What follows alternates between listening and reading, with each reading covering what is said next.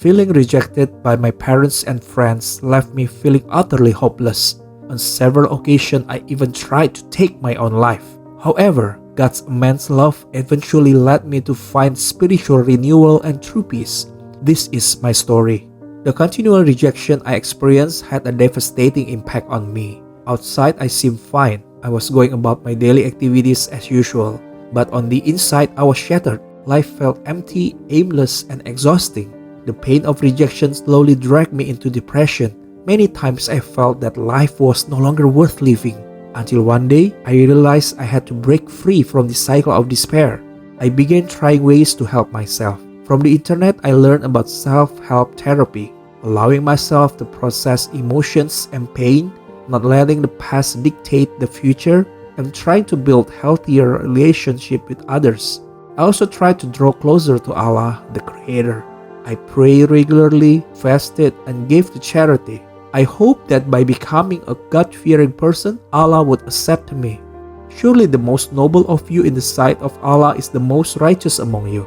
However, after doing all that, I still hadn't found the peace I was seeking. The shadow of rejection still often haunted me, especially when I tried to draw closer to Allah. I came across a saying that states, "Do not be deceived by the many acts of worship you have performed, for indeed you do not know whether Allah accepts your deeds or not." So I never knew whether Allah accepted my good deeds or not. All this concern made me fall back into depression. How could I know that Allah loves me and accepts me? One day, stuck in traffic, I overheard a radio broadcast. The station was airing a Christian program discussing the story of the prophet Joseph. It told how Joseph experienced bitter rejection from his brothers. He was thrown into the well and sold into slavery. As an adult, he was falsely accused and imprisoned.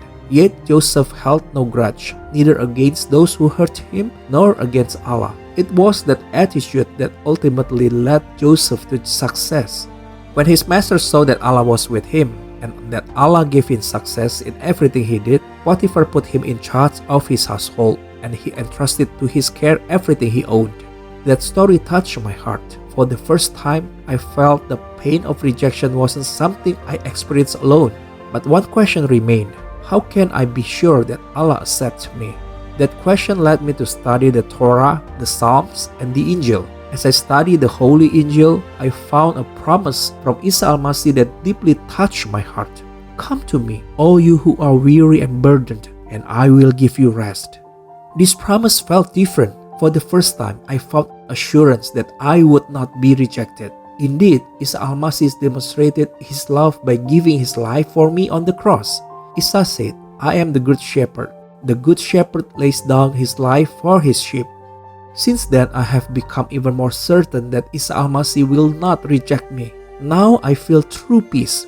The past wounds of rejection no longer control my life. I have received the assurance I need. Isa al-Masih promised, "Whoever comes to me, I will never drive away." Rejection from the world may be painful, but acceptance from the Creator is wonderful. It makes everything okay. Now, every step I take is no longer about proving myself, but about gratitude for being fully accepted. I no longer seek acceptance. I have found it in Isa al-Masih. What about you? Do you also long for real acceptance? Watch some of our other videos to get to know Isa al-Masih.